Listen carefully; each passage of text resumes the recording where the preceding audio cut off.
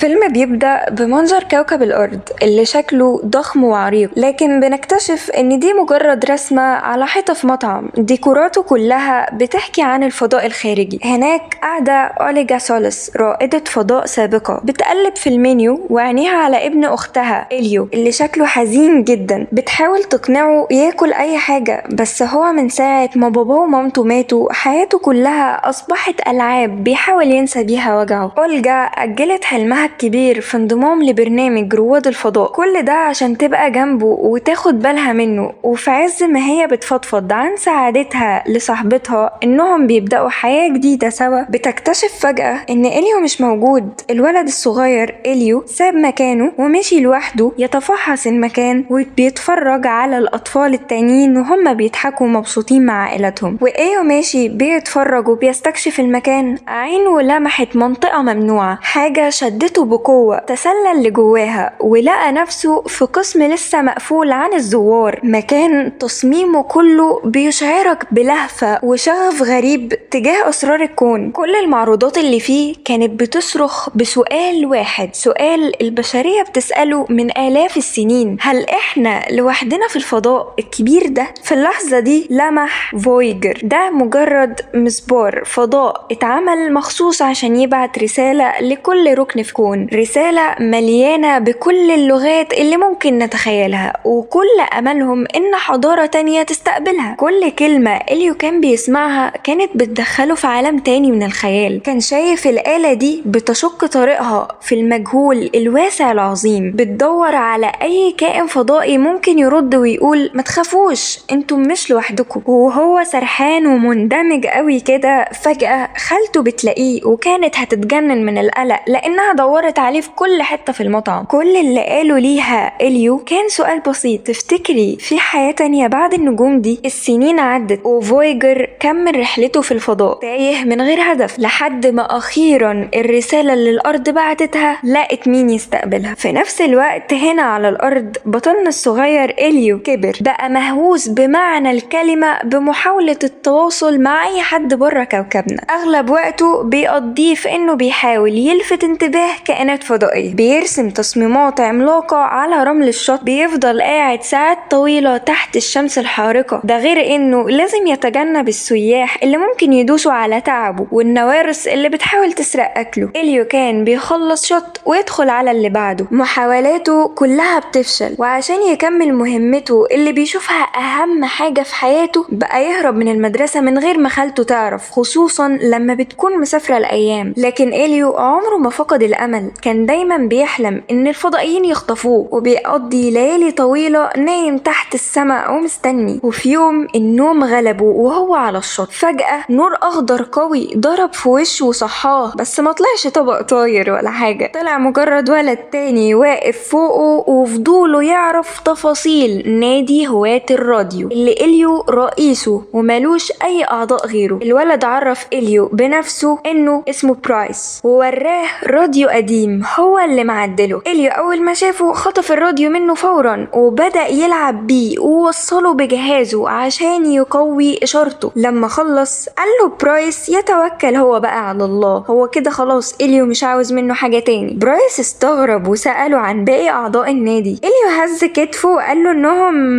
كلهم جالهم زهايمر مفاجئ ونسيوا ييجوا. شوية كده وصاحب برايس اللي اسمه كايل ظهر وقرر يجي معاه، وبعد تحيات بقى الشباب الطويلة اللي إليو حاول يدخل فيها بشكل غبي شوية، كايل بلاحظ طاقية إليو وسأله عليها. إليو اتحرج وحاول يمشيهم. برايس تفهم الوضع وهمس لكايل بإنه ياخد الأمور ببساطة، وفكر كايل بإن ده الولد اللي أهله ماتوا. وفي اللحظة دي وإليو بيحاول يغير الموضوع، الراديو فجأة بدأ يعمل صوت وشوشرة غريبة لأول مرة من سنين. فورا إليو انحنى يشوف فيه إيه، بس كايل بفضوله الزايد راح ماسك في الأجهزة. الكلام جاب بعضه والاتنين لقوا نفسهم بيتخانقوا على الراديو، وفي زحمة الخناقة صباع كايل بدخل في عين إليو والراديو اتكسر. إليو طبعا اتجنن وراح يضرب كايل، وقبل ما الدنيا تولع أكتر الشرطة وصلت. ولما خالته أولجا جت تاخده، إليو وقتها فهم إن برايس وكايل اللي أهلهم كلهم في الجيش دخلوا في ورطة كبيرة، وإن كايل كان ناوي ينتقم منه. الدكاترة عالجوا إليو برقية عين هيلبسها الأسبوعين الجايين. أولجا كانت عايزة تعرف تعرف كل التفاصيل ايه اللي حصل بالظبط، بس إليو مرضيش ينطق بولا كلمة، فأخدته معاها مكتبها وقالت له يقعد ساكت لحد ما ترجع من اجتماع طارئ. طلع بقى انهم لسه مستلمين خبر عن اكتشاف محتمل ممكن يكون ليه علاقة بحياة خارج كوكب الأرض. الخبر ده شد انتباه إليو بسرعة الصاروخ، مصمم طبعا انه ما يفوتش اي حاجة. استخبى في صندوق زبالة عشان يتسلل الاجتماع ويشوف بنفسه الموضوع. واثناء الاجتماع المهم ده ميل ماكس بيفاجئ كل الجنود بخبر ولا في الاحلام في مخلوق او كائن غريب من مكان بعيد جدا في النجوم قدر يستقبل التسجيل الذهبي بتاع فويجر اللي بعتوه زمان. والمفاجأة انه رجع لهم نفس الرسالة بالظبط. الكل في اوضة الاجتماع اتفق ان دي لحظة تاريخية ولازم نرد عليها فورا. دي ممكن تكون اول مرة البشر يتواصلوا بجد مع كائنات من الفضاء. بس أولجا على عكس اللي حواليها اللي كانوا متحمسين جدا طلبت منهم يفضوا اوضة الاجتماع وفكرتهم بجدية انهم مجرد محللين، مش هم اللي مسؤولين عن الرد على رسائل جاية من مجرات تانية خالص. اول ما اوضة الاجتماعات فضيت تماما إليو طلع من مكانه بسرعة البرق وراح يجري على المايك عشان يرد على الرسالة بنفسه، ناوي على مصايب الواد ده. المهم عرفهم على نفسه على انه شخص دماغه شغالة ومجتهد وكمان جسمه رياضي وحركات. قال لهم انه طاير من الفرحة، فرحان انه اخيرا قدر يكلمهم وشبه يعني اترجاهم انهم يجوا ياخدوه معاهم. بعد ما خلص تسجيل كلامه بعت الرسالة في ثواني من غير ما يفكر لحظة، وفي لحظتها الرسالة انطلقت والخطوة الصغيرة دي تسببت في قطع كامل للكهرباء عن المنشأة العسكرية كلها. طبعا خالته أولجا عرفت فورا مين صاحب المصايب لما لقت ابن اختها إليو كان ماشي في البيت بكل بساطة وهي بتحاول تكلم رؤسائها في التليفون، وكان بيجهز نفسه للي هو مقتنع انها هتكون اهم رحلة في حياته. المغفل مش عارف ايه اللي مستنيه. المغفل بدأ يجهز شنطته ويقرر هياخد ايه معاه، شوية فاكهة، ادوات او اكل، بس ممنوع اي حاجة ممكن تتحول لسلاح، وكام كاب غريب كده علشان يعرف يستخبى بيهم لما يقابل الفضائيين. بس فجأة خالته قدرت توقفه وتشد انتباهه، قالت له بوضوح وصراحة انت مش هتطلع الفضاء يا إليو.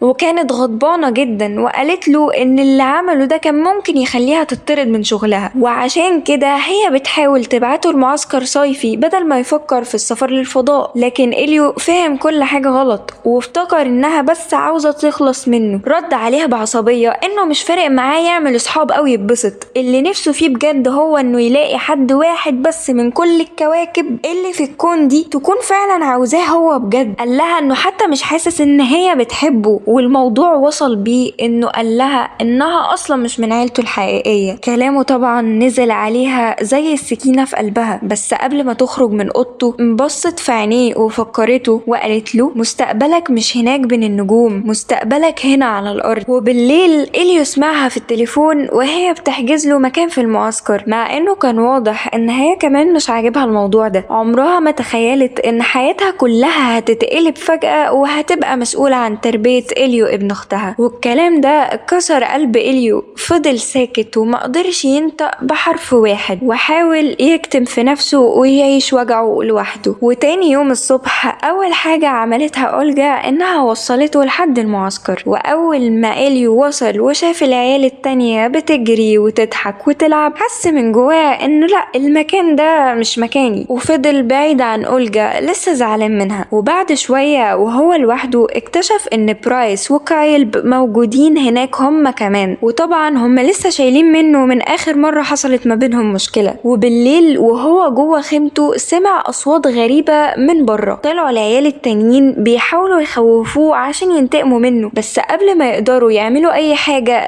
إليو نط وهرب في الغابة الضلمة بيجري بكل سرعته عشان يبعد عنهم. وفي نفس الوقت ده في الشغل عند أولجا بدأت تلاحظ تشويش غريب على شاشات الأقمار الصناعية، ولما كانت لسه هتبعت رسالة لليو ابن أختها تطمن عليه رموز غريبة بدأت تظهر وتختفي على الشاشات قدامها. شوية بشوية الرموز دي كونت صورة كوكب محدش قدر يفسره لحد اللحظة دي. ومع إعادة تشغيل الأنظمة الشاشات عرضت مسبار فويجر ومعاه عشرات الملفات الغامضة جدا، وبعدين طلبوا يودوا كل ده للقائد بتاعهم. وفي اللحظة اللي واحد من العيال كان هيضربه حاجة ضخمة طلعت فجأة من المحيط، والزمن كله وقف، حتى نقط المية اللي في الهواء اتجمدت مكانها زيها زي العيال التانيين اللي كانوا واقفين متسمرين في مكان. وقدام إليو بالظبط كان في جسم لامع على شكل ماسة بينور بقوة لغاية ما نور أخضر ساطع غطاه بالكامل. إليو فهم فورا ايه اللي بيحصل، الكائنات الفضائية أخيرا وصلوا عشانه، وما كانش في حد على وش الأرض أسعد منه باللي هيحصل ده. وأول ما مسكوه اختفى في السماء، وانطلق إليو في رحلة غريبة وكأنها بين الأبعاد لحد ما نزل في مكان شبه غرفة مقفولة. هناك مخلوق صغير بدأ يفحصه بدقة، ولزق على إليو جهاز ترجمة علشان يسهل التواصل والكلام، وظهر كمبيوتر سائل متطور بشكل مذهل وقدم نفسه. بس ايا كان اسمه ايه البتاع ده كان مستحيل حرفيا اي لسان بشري ينطق. وبعدين لعب في جاذبية الأوضة وراح إليو وقع على وشه. وبعد شوية بدأوا جولة استكشاف، وإليو اترحب بترحيب حار جدا في الكوميونيفرس.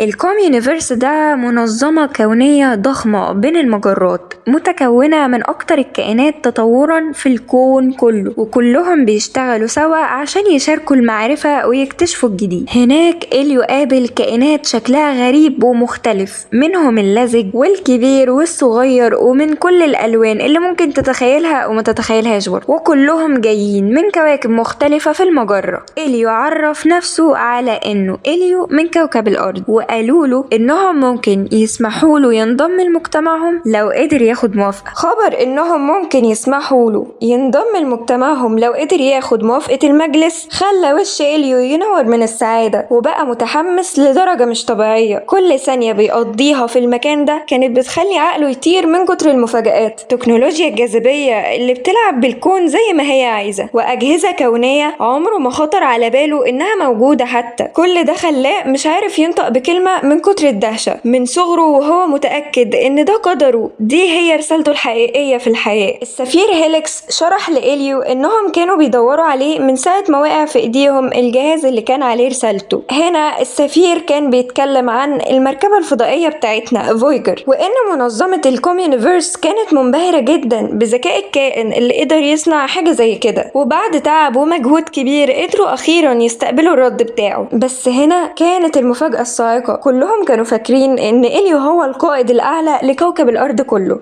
كلامهم ده توقف فجأة لما السفراء كلهم اتندهوا عشان يقابلوا اللورد جرايجون. ده كائن فضائي شكله ضخم ومرعب لدرجة تخض، كان موجود هناك عشان يحاول يقنع الكوميونيفرس إنهم يعملوا معاه تحالف يخليهم أقوى قوة في الكون ومحدش يقدر يقف في وشهم ضد أي خطر. بس في مجموعة من المندوبين اللي في أوضة الاجتماعات ما كانوش مقتنعين بيه خالص، قالوا إن تصرفات جرايجون وأخلاقه مش ماشية مع المبادئ اللي المنظمة العظيمة دي ماشية عليها. وبعد ما رفضوه تماما، جرايجون ما تقبلش الرفض ده بسهولة، حذرهم بلهجة شديدة إنه لو مش هيضموه ليهم يبقى هيمحيهم كلهم من الوجود. ومع الكلمة دي مشي وسابهم في حالة رعب. الخوف سيطر على المكان فورا، بدأوا يجهزوا كل حاجة عشان يخلوا المنطقة دي، متجهين بسرعة لأبعد نقطة ممكنة في الكون، وبيطفوا كل الأنوار على سفينتهم كطريقة تمويه عشان محدش يكتشفهم. إليو سألهم لو ممكن يروح معاهم، بس ردهم كان واضح، لا، مع الأزمة الطارئة دي مش هيقدروا يقبلوا أي عضو جديد. بس طمنوه برضو إنهم ممكن كمان كام ألف سنة يتواصلوا معاه تاني. لكن إليو كان متأكد إن الرجوع لحياته القديمة على الأرض هتبقى فكرة سيئة جدا، خصوصا بعد كل اللي شافه ده. فقال لهم بيأس إنه ممكن هو اللي يتكلم مع جرايجون ويحاول يحل معاه المشاكل دي. قال لهم إن حياته كانت مليانة صراعات وكان لازم يواجهها لوحده. وبعدين شاور على الجرح اللي في وشه كدليل على المعارك الصعبة اللي قدر ينجو منها قبل كده. الشجاعة دي أبهرت عدد كبير من السفراء، بعضهم حتى بدأ يفكر إن يمكن جه الوقت اللي يوقفوا في الهروب المستمر ده. كمكافأة لشجاعة إليو وإصراره، عرضوا عليه فرصة إنه يبقى عضو رسمي في الكوميونيفرس لو قدر يصلح العلاقة المتوترة مع اللورد جرايجون. وبما إنه هيفضل بعيد عن الأرض لفترة طويلة، أخدوا عينة DNA من إليو علشان يعملوا نسخة طبق الأصل منه تتولى مهامه كقائد مفترض لكوكب الأرض في غيابه. في الأول النسخة كانت شكلها زي كتلة جيلاتينية غريبة بتتهز كده وتترج،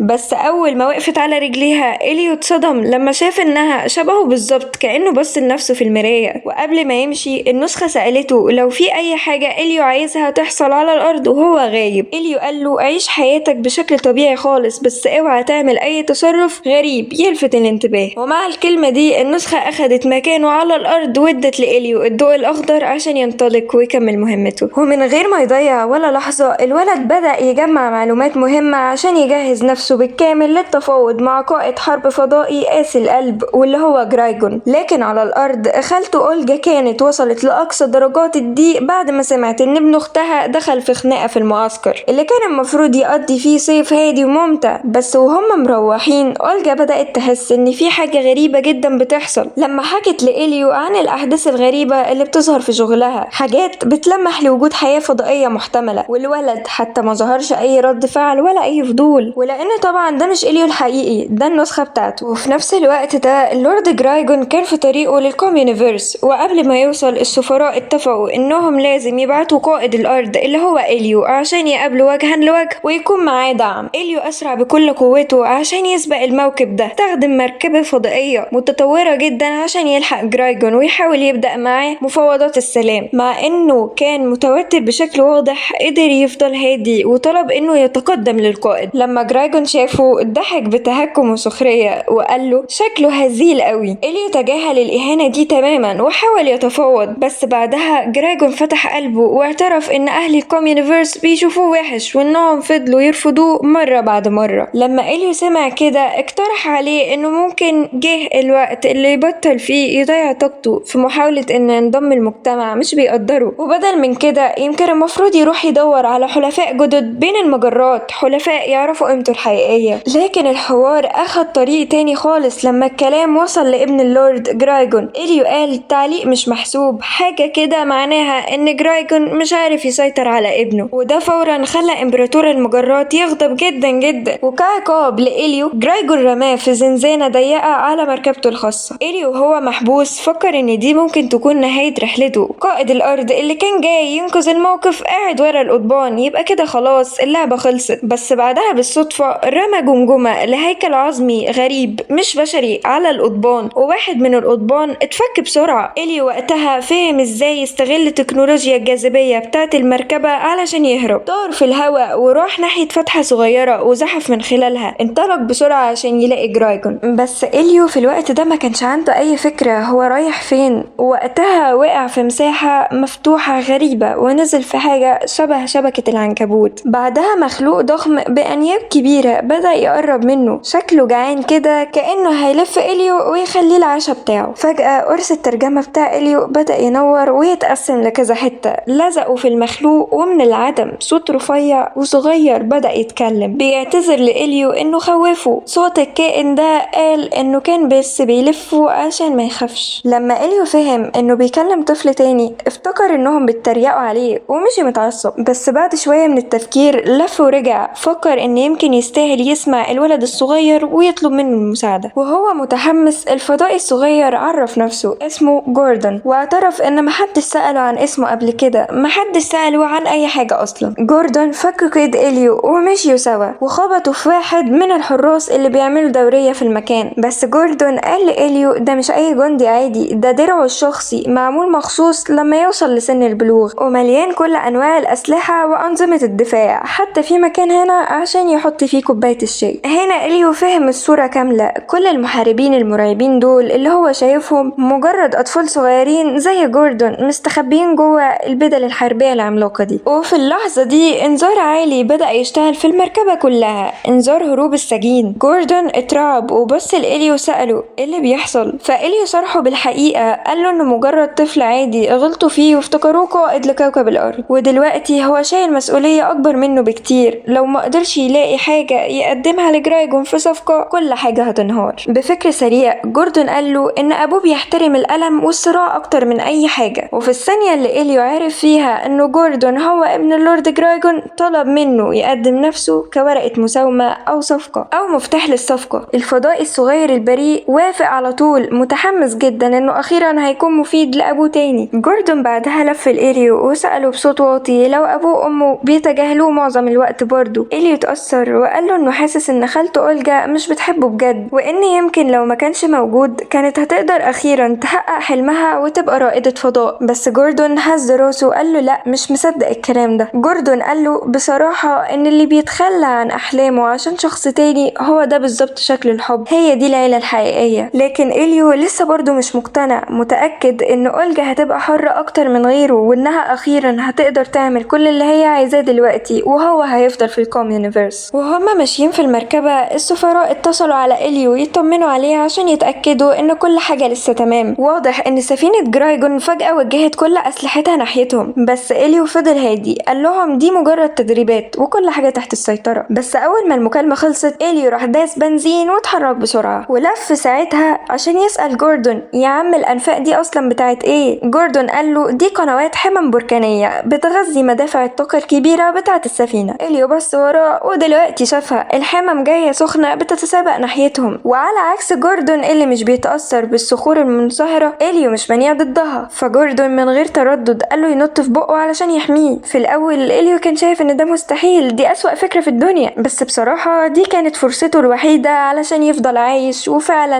نجا في آخر لحظة. وأخيرا طلعوا على المركبة علشان يرجعوا للسفراء. أي نعم يعني الهبوط كان خشن شوية بس عدت على خير. أول ما إليو رجع اتصل بجرايجون وقال له بكل صراحة المفاوضات لسه ما خلصتش، علشان دلوقتي أنا معايا حاجة قيمة جدا. بعدها ورى لجرايجون إن ابنه ما بقاش في أمان في السفينة. لما جرايجون شاف جوردون في العلن من غير الدرع بتاعه كان مصدوم تماما، مكسوف ومهزوز بشكل واضح. اليأس وصل لمستويات جديدة لما إليو بدأ يعذبه بالزغزغة، هو ده اللي كسر جرايجون في النهاية. جرايجون المهان واللي جاب آخره استسلم ووافق يسترجع ابنه بسلام مقابل إنه يسيب الكوم يونيفرس في حالهم. أول ما المكالمة خلصت السفراء هللوا واحتفلوا والتهديد أخيرا خلص. قالوا لإليو إنه أول ما كل حاجة تتظبط هيتم الترحيب بيه رسميا كعضو كامل ورسمي في الطاقم اللي بين المجرات. لما إليو وجوردون اتسابوا لوحدهم إليو وراله عجايب جهاز الترجمة، طلع بيشتغل كدفاية وكمان أداة بتعكس الجاذبية. الاتنين قرروا يقضوا اليوم كله يستكشفوا ويلعبوا ويشوفوا كل شبر في المكان المذهل ده سوا، استمتعوا بكل ثانية، بيضحكوا وبيجروا وبيتعلموا، حتى حاولوا يخترعوا سلام سري خاص بيهم. بعدين في لحظة هادية وصادقة بدأوا يتكلموا عن اللي حاسين بيه بجد. إليو فتح قلبه وقال له جوردون إنه حاسس إن خالته مش مهتمة بيه أصلا، وإنه بس عاوز ينساها بأسرع وقت ممكن، خصوصا بعد ما فقد أبوه وأمه. الكلام ده أثر في جوردون شوية، وطى راسه واعترف بحاجة هو كمان، مامته تقريبا مش موجودة عشان دايما بره بتحارب في حروب، وهو متأكد إن أبوه بيعتني بيه من باب الواجب وبس. وقتها إليو بدأ يحس إن يمكن مفيش أي حاجة تستاهل تتحب. إليو كان لسه غرقان في أفكاره التشاؤمية، شايف إن كل مشاكله جاية منه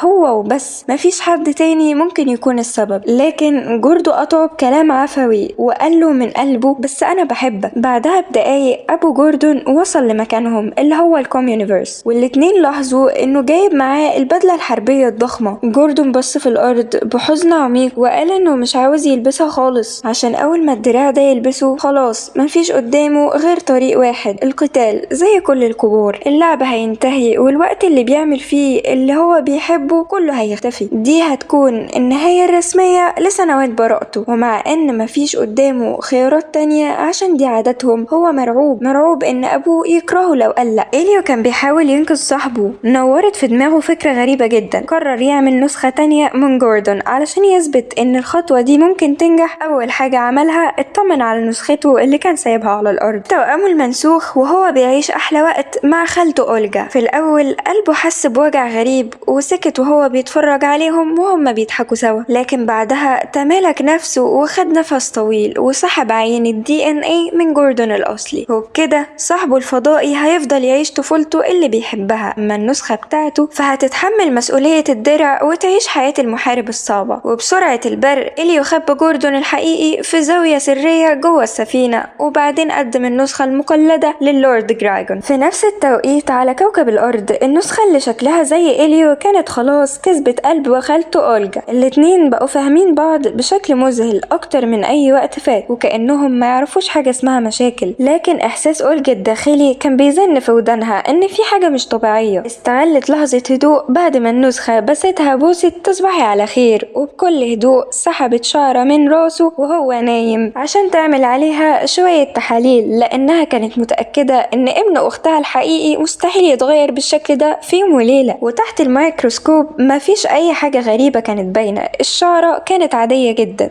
بس فجأة الشعرة بدأت تتحرك لوحدها، تتلوي على المكتب كأن ليها روح. راحت ناحية أوضة النسخة اللي كانت نايمة. أولجا فضلت ماشية ورا الشعراية بخوف، ولقيته هناك نايم في سلام. لكن أول ما الشعرة لزقت في جسمه تاني، جسمه كله بدأ يتشنج وينبض بعنف، وهي مرعوبة شالت اللاصقة اللي على عينه عشان تتأكد انه كويس. اتجمدت في مكانها من الصدمة لما لقت عينه التانية مختفية، وفي الوقت ده صحي وكان عاوز يقول لها على سر مهم. جرايجون سأل ابنه بشكل مباشر لو هو مستعد يبقى محارب حقيقي شجاع وقوي ويقدر ينتصر في معارك كتير. النسخة من غير ما تفكر لحظة جاوبت بثقة أكيد، ومن غير تضييع أي وقت اتقدمت مباشرة للدرع العملاق المخيف، مستعدة تلبسه وتتحول لمقاتل شرس في الصفوف الأمامية. اللحظة دي كانت مؤثرة جدا، كل اللي في الكوم يونيفرس كانوا مذهولين. لكن بعدها النسخة الفضائية الصغيرة دي بدأت تتحرك جوه الدرع وكأنه جزء من جسمها. كانت مرتاحة تماما، وده طمن كل اللي موجودين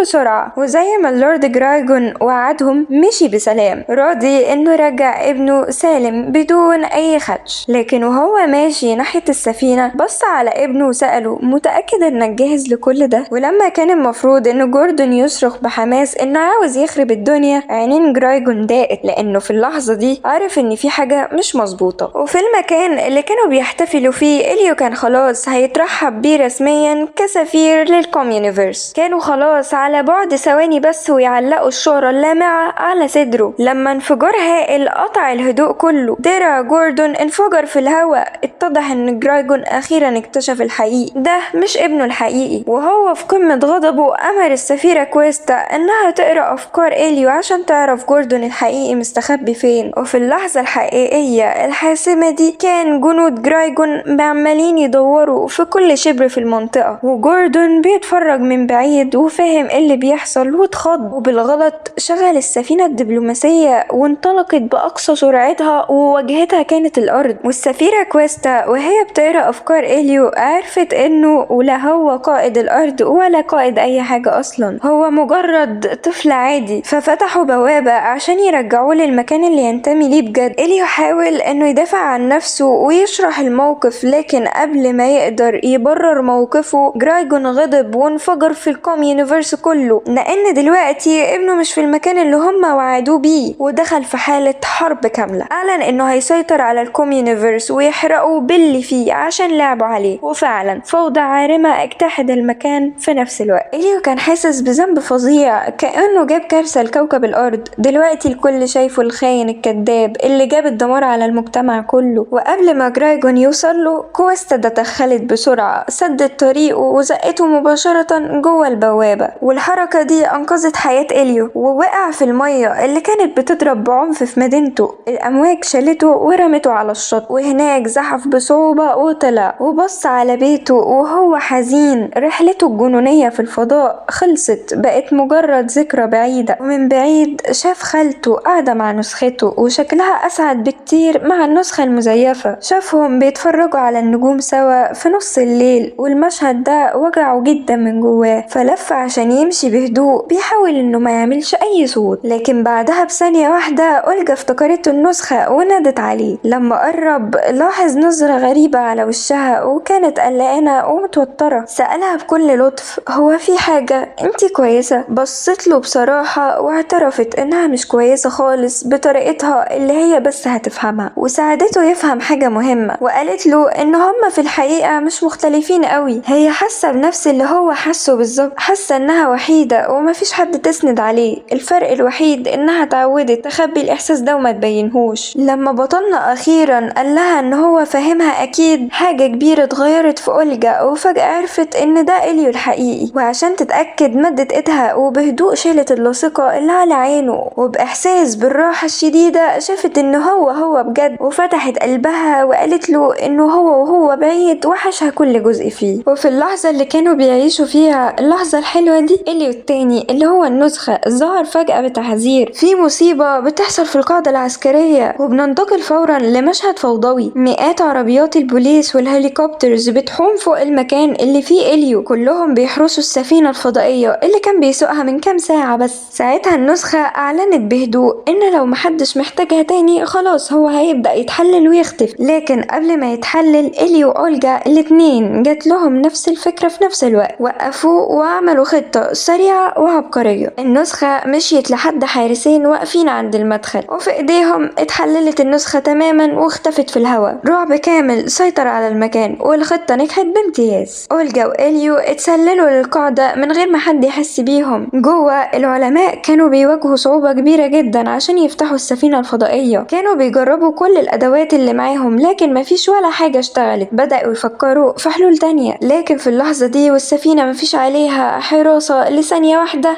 أولجا وهي لابسة بدلة متخصصة اتسللت هي وإليو وحطت ايد إليو على المسح الضوئي، والسفينة استجابت فورا وفتحت أبوابها. دخلوا جوه ولقوا جوردن متكور على نفسه وبيرتعش من البرد. نظام حرارته كان عطلان وقرص الجاذبية بتاعه اتكسر وكان سقعان جدا لدرجة التجميد. وفي اللحظة دي رؤساء أولجا ظهروا فجأة مستعدين يسحبوها بره بالقوة، لكن هي لسه كان عندها مفاجأة تانية. كلمت إليو بلغة فضائية كانوا اتعلموها سوا، وفي ثواني الاتنين قضوا على الحراس وهربوا زي الصاروخ. إليو نط على أجهزة التحكم وشغل السفينة وبسرعة انطلقوا بيخترقوا الغلاف الجوي للأرض زي صاروخ طاير بسرعة جنونية. وفي ثواني كانوا في الفضاء الشاسع، لكن دلوقتي في ورطة كبيرة خبطوا في حقل ضخم جدا من الخردة الكونية. قطع حطام منتشرة في كل مكان حواليهم، لو ما قدروش يفتحوا طريق مش هيقدروا يشغلوا السرعة الفائقة عشان يروحوا للكوم يونيفرس. أولجا حاولت تتصل بالناس على الأرض بس محدش بيرد، طايرين وسط مجهول. ساعتها إليو جاتله فكرة ما تخطرش على بال حد، وهي إنه يتصل ببرايس. في الأول برايس كان متلخبط تماما مش فاهم ايه اللي بيحصل، لكن أول ما سمع صوت إليو ساب العصبية واعتذر. قال له إنه آسف على الطريقة اللي كايل بتتصرف بيها. إليو كمان اعتذر، قال إنه ما تصرفش صح برضو آخر مرة، بس مفيش وقت للكلام العاطفي ده. كانوا بيتخبطوا بين حطام الفضاء ولسه مش عارفين كل ده جاي منين. برايس اعترف إنه ما يعرفش كتير عن الفيزياء أو السفر بين الكواكب، بس يعرف حد يعرف، واللي هو ميل ماك. وبعدها بنشوف ميل ماك ظهر تاني هناك عند المايك ومفوق كده ومستعد يوجههم في أي حاجة يحتاجوها. إليو وخالته حددوا مسارهم لحزام أوريون، وعلى الأرض صاحبهم برايس بقى عينيهم في ظلام الفضاء اللانهائي بيساعدهم يتفادوا أي تصادم ممكن يقضي عليهم. لكن المسافة الكبيرة اللي ما بينهم قللت من قوة الاتصال. في النهاية فقدوا الاتصال تماما، دلوقتي طايرين على عماهم بجد وبدون أي مساعدة. وقطع حطام الفضاء بدأت تضرب السفينة بقوة وتتسبب في أضرار، وأبطالنا ما عندهمش أي اختيار غير إنهم يستعدوا ويجهزوا لأسوأ الاحتمالات. لكن ناس من كل حتة في العالم خبراء في تتبع حطام الفضاء اتدخلوا بسرعة علشان يساعدوا إليو وخالته. حسبوا المسارات المعقدة عشان يوجهوهم بعيد عن الخطر. ولما قطعة ضخمة ظهرت فجأة قدامهم إليو اتصرف بسرعة جنونية، نور السفينة بقوة كفاية علشان يرفعها وينجو من الضربة المدمرة. بعد ما عدوا الخطر ده كله كان لازم يسرعوا بشكل رهيب. جوردن كان بيضعف كل دقيقة ومحتاج رعاية عاجلة جدا. شغلوا السرعة الفائقة ناحية الكوم يونيفرس، لكن لما وصلوا في لمح البصر اكتشفوا ان قوات جرايجون سيطرت على كل حاجة بالكامل وقبضت على كل السفراء. لما جوردن الصغير نزل من السفينة مفيش اي علامة عليه تدل ان هو عايش. ما ردش على نداءات ابوه او إليو اللي انهار من العياط مرعوب انه يفقد صديقه الوحيد. وفي حركة يأس مفاجأة ابوه كان على وشك يضربه، لكن بدل من كده دمر درعه الخاص بيه، اتحرر من القوقعة اللي كان محبوس فيها ولف ابنه في شبكة من حرير العنكبوت بتديله الدفء اللي جسمه محتاجه. وما كانش مهتم خالص بعار انه يتشاف من غير الدرع الواقي بتاعه. وفي ثواني جوردن الصغير بدأ يظهر عليه علامات الحياة، وطمن كل اللي موجودين واثبت انه هيبقى كويس فورا. البشر اخدوا اجهزة ترجمة اكتر واسرع، واللورد جرايجون طلب تفسير. بطلنا قرب من صاحبه اللي جمع كل شجاعته واعترف لابوه انه في الحقيقة مش عاوز يبقى قائد حرب، ودي حاجة جرايجون كان شاكك فيها من جوه طول عمره. ورغم كل حاجة جرايجون قال قدام الكل انه بيحبه من قلبه، واعتذر قدام الكوم يونيفرس كله وامر بالافراج عنهم. لما السفيرة كويستا وقفت قدام إليو تاني عرضت عليه لقب سفير الارض لمنظمتهم المجرة، واعترفت انه رغم غلطاته كان مستعد يضحي بنفسه عشان ينقذ غيره، وانه اتصرف كقائد حقيقي وكسب مكانته المستحقة في الكوم يونيفرس. الخبر ده ملأ إليو بالفرحة الكبيرة، لكن بالنسبة لخالته أولجا الموقف كان مختلف تماما، لأن ده معناه إنها هتبعد عن ابن أختها وترجع الأرض لوحدها. ولما إليو أدرك ده ابتسامته اختفت تماما، واحتار بين إنه يقعد ويكمل حياته في الفضاء أو يرجع مع خالته. بس في النهاية قرر يتخلى عن منصبه الرفيع في الكوميونيفرس. مهما كان المكان ده هو برضه عاوز يبدأ حياته، مهما كان المكان ده قد إيه جميل وهو بيحبه، بس هو عايز يبدأ حياته على الأرض بداية جديدة جنب أولجا. واعترف إن هم عيلة حقيقية. كل السفراء احترموا قراره وفكروا إن واحد ملوش زي في الكوكب كله. لكن دلوقتي هو عارف إنه مش لوحده، وبحضن أخير من القلب ودع صاحبه جوردن. وأخيرا مع خالته رجعوا بيتهم تاني متشالين مباشرة من حلفائهم اللي بين المجرات، واللي كشفوا عن نفسهم للبشرية كلها لأول مرة في تاريخها. وبكده نكون نهينا الفيلم.